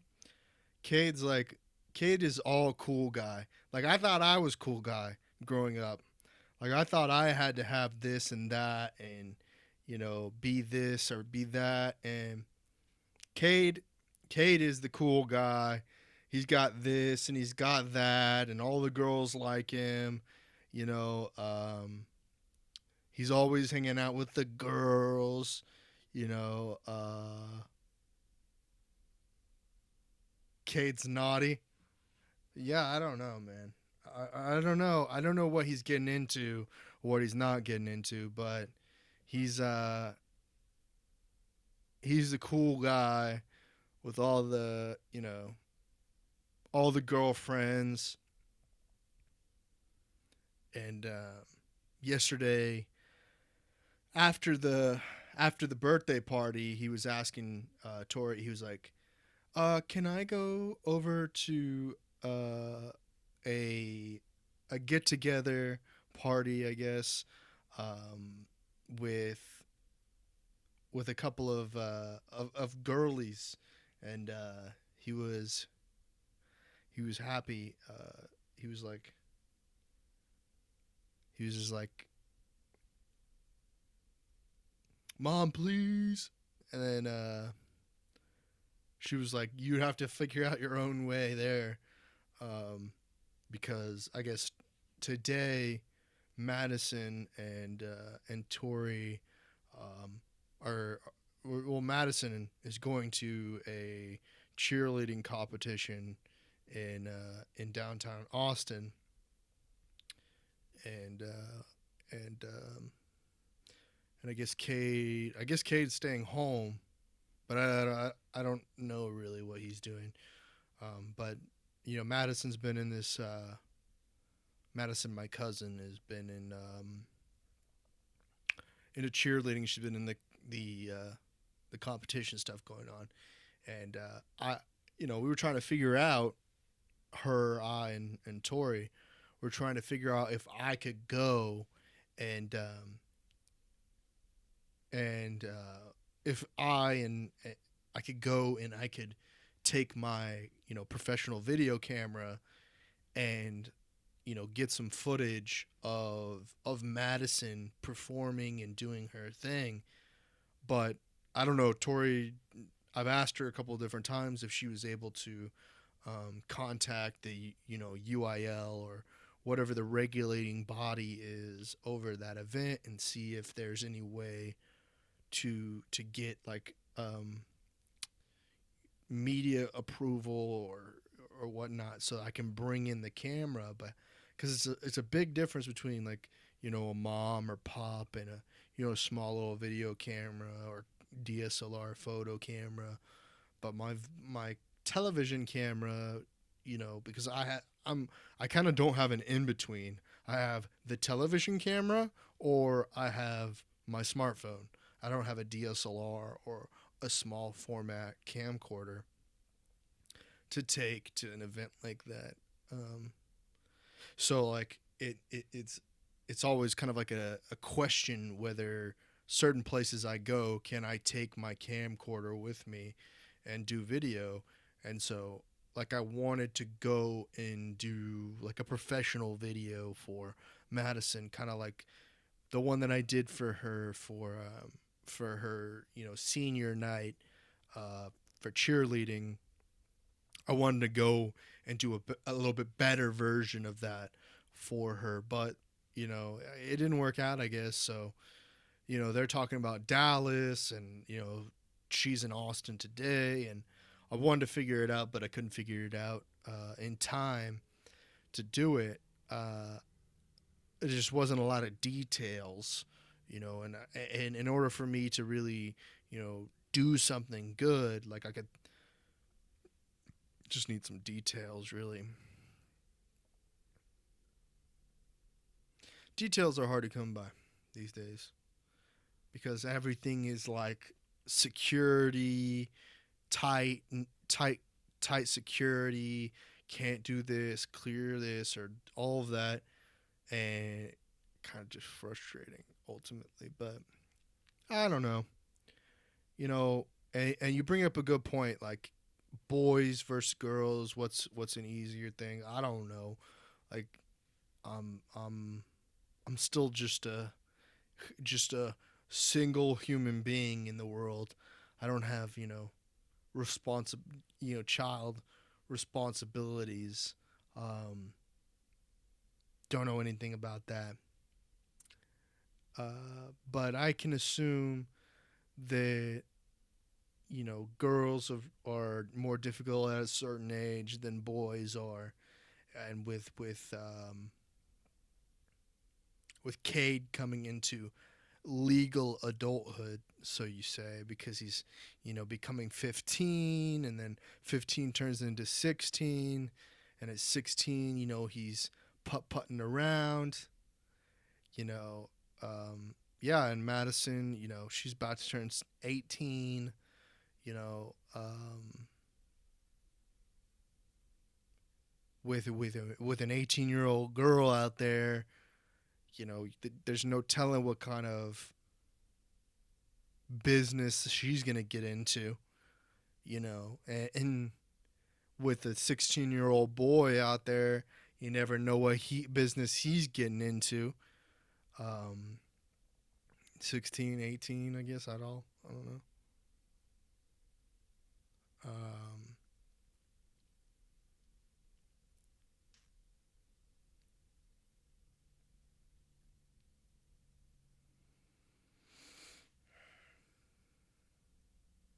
but it is cool to see.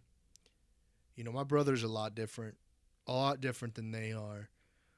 But he's been going through some stuff, some life experiences. Um, but he's kind of like, you know, he's a de- he's a he's a dependent. He's a person who is reliant, or he needs other people to kind of drive him. Yeah, I kind of think I have this resting um, exhaustion. I'm kind of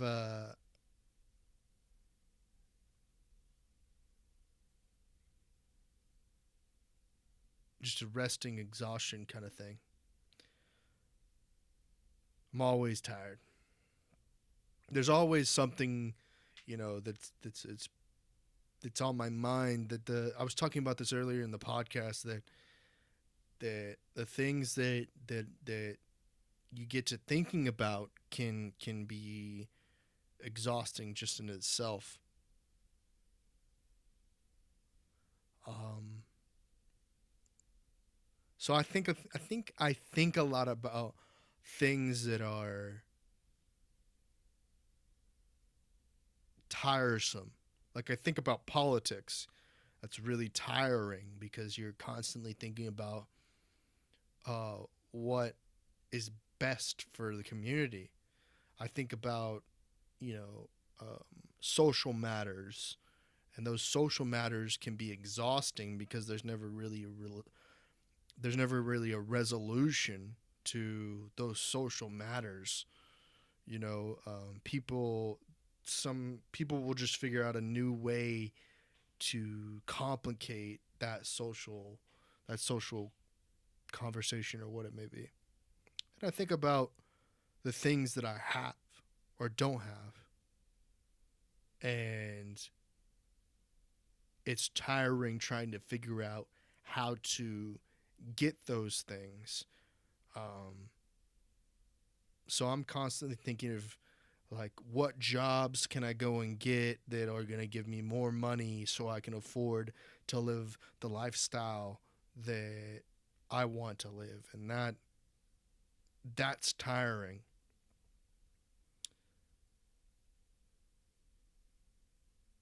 Life for me doesn't come that easy. Uh, I don't know. I don't know why. For my brother, the life that he wants to live seems to be coming easier. You know, the life that my brother wants to live is where people tell him what to do, and whether it's right or it's wrong, he follows that thing that people tell him to do. For me, I don't follow what people I, I I listen to people, I don't follow them. And if someone tells me something that doesn't make sense or I've experienced that doesn't work for me, then I'm not going to do that thing. Whereas my brother is opposite of that. He's more of like doesn't matter whether it's what he's told, it's just different. It's a different goal. He's looking to achieve a completely different thing in life. Like I think that while he's like my brother is a freshman, maybe on his way to being a sophomore in college. No, no way. He's 18 now, so he's got to be just a freshman. He's a freshman in college, getting his credits, and he has no idea what he really wants in life. And I don't think I really knew how to get what I want in life until real recently with because what I want in life isn't I don't think is accomplishable by, not being your own creating your own wealth. So the value that I make, I determine that value. So, you know, working at some place like Walmart, you know, being in retail altogether, all the value is determined by someone else. You know, it's not determined by me. And I have to be in I think for the life that I want to live, the goals that I want to have in life, I need to be determining the value of the products, services, solutions, the rewards, whatever those are. I need to be the one determining those values in order for me to build enough wealth or build enough resources to get it done. You know, our yeah, that's what I'm saying is that the the value that someone gets from work or the value that someone gets out of work is is determined upon what they want um, out of that work. Something if you're not looking to manage if you're not looking to manage the wealth or be a wealthy person, then something that suffices the needs that you have in life, which is food, water, and shelter, then you can You can achieve those things just by working more or less, or in whatever way that you get to that exact dollar amount. Whereas, like, I have friends who are like, I want to have $8 billion by the time I'm 35. And it's like, okay, you want $8 billion? Well, are you going to put the work in to get $8 billion? Whereas I have my mindset is like, I have no idea what kind of wealth I want in life. Like, I'm not going to put a cap on any of it, but I want that work to be increase in value over time, you know. And I think that the irony in that is that, God might determine that the the value of your time is worth fractions of a cent or something like that, to that you'll never be able to accomplish the thing that you want in life, because the the the way that you value something, the populace doesn't value it the same way. So, like, they value it at you know a you quarters on the dollars, and then you're just never gonna accomplish what you want in life. But if you can if you can if you can sway the mindset of the populace to value the thing that you value at a quarter at a dollar, then you ultimately start building that wealth fast. But if you're in a situation where a dollar is a dollar, then the value that you value something at a dollar, and the people that are giving you that dollar values it at a dollar, then you're in a situation where you're just kind of like exchanging for just that, the needs. You're not creating any income, because, or you're not creating any wealth, because the value the value you have at a quarter, or the value you have at a dollar, and the value they have at a dollar, is just straight exchange. If you value something at a quarter and someone gives you a dollar for it, you have a 75-cent increased value. You know, um,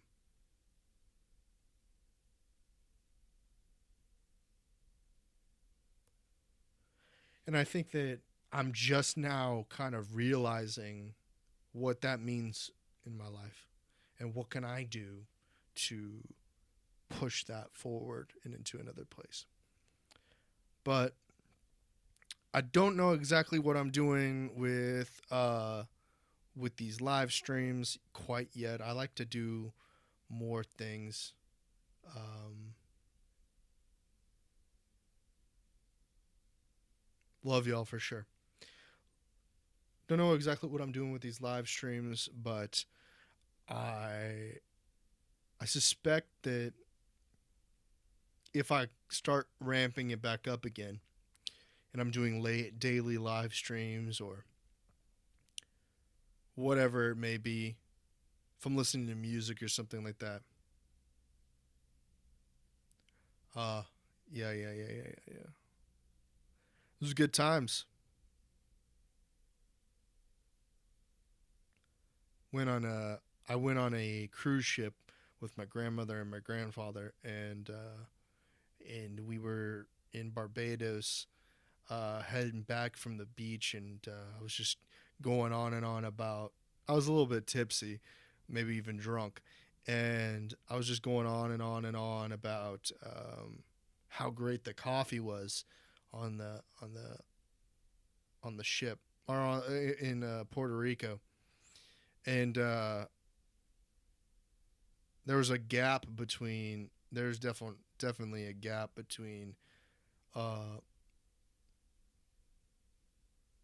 I sort of remember, like, um, kind of wobbling, not like an ether state or anything like that, but kind of waddling back onto the ship, and kind of showing my passport to the guard, and then waddling onto the ship, and then Max and I kind of just like waddling uh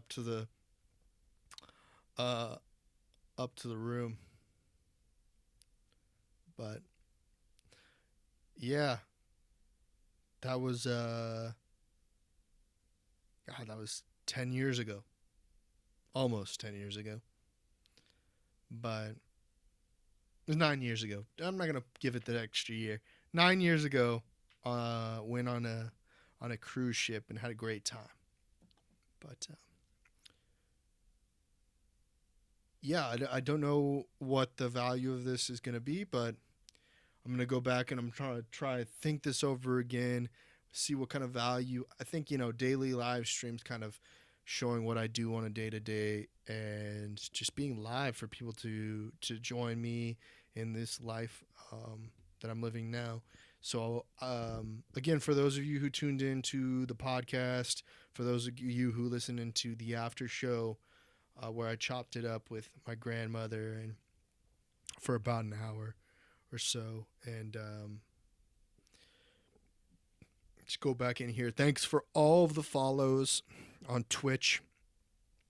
I'm not sure if anybody followed me on D Live, but thank you for chatting with me on D Live, all of you. And what's up, Pasca Samako? I was just about to turn in. What's going on with you, man? Let me hear what's your story, Paka. Pasca, what's your story?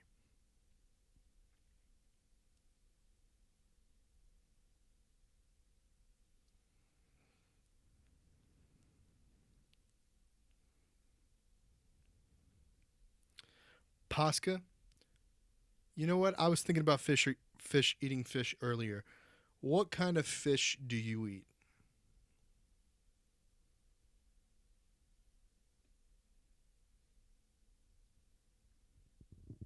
What is your favorite fish to eat, Pasca?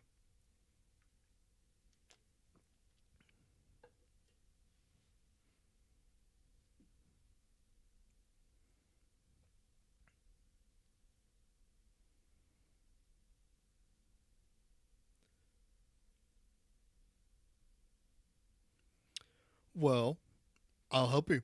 There's tuna fish, there's salmon fish, there's um, there's freshwater fish, there's saltwater fish, there's shellfish.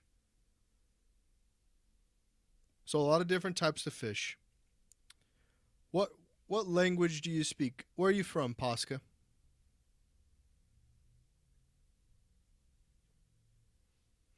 Okay.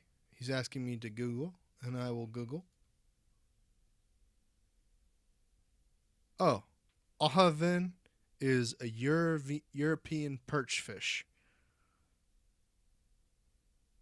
which is similar to perch. Okay, you like perch? Okay. How do you cook your perch? How do you like your fish, Pasca? How are you cooking it?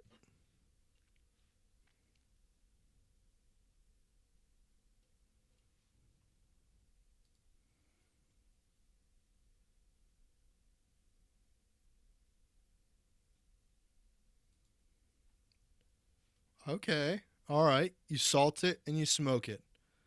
And what kind of wood do you use to smoke it? Or do or do you use charcoal?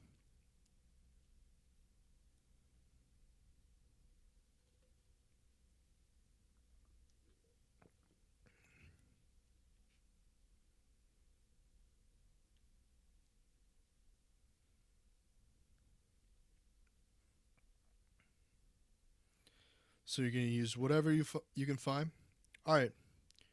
What kind of sides do you eat with your fish?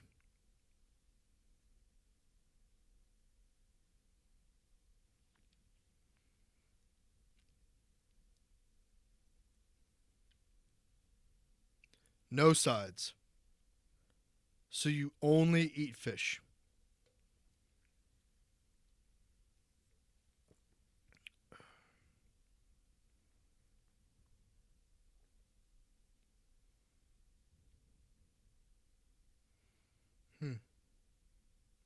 Do you have any lemon with your fish? Use a little lemon, a little zest.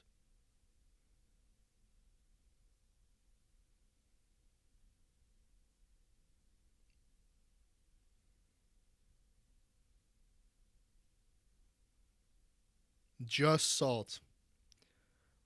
Where are you from? And so, like, I'd imagine that you're from. It's Northern Europe, but where in Northern Europe are you from?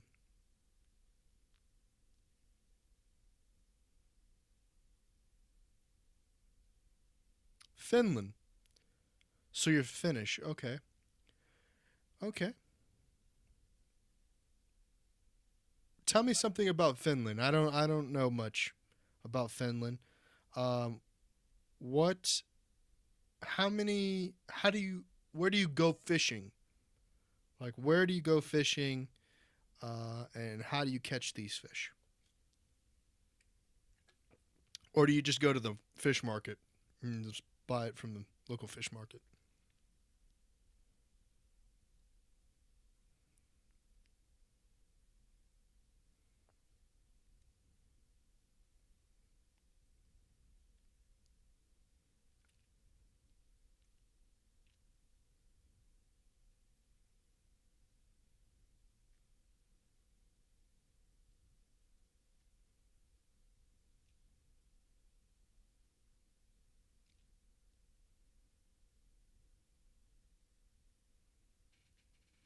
Oh,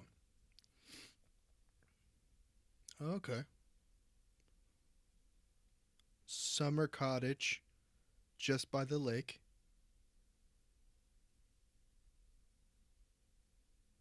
100,000 lakes in Finland. Okay. Okay.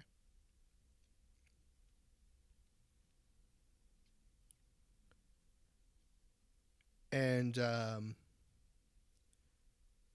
do you do what's it called? Um, when you fish on the lake, do you do ice fishing?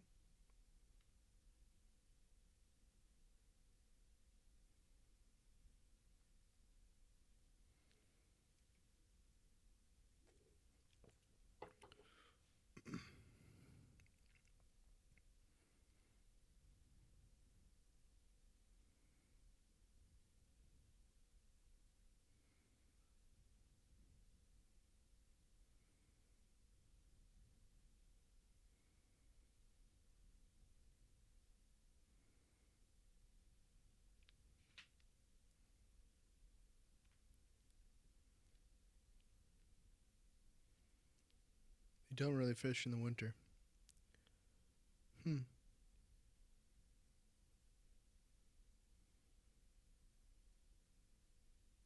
That's cool.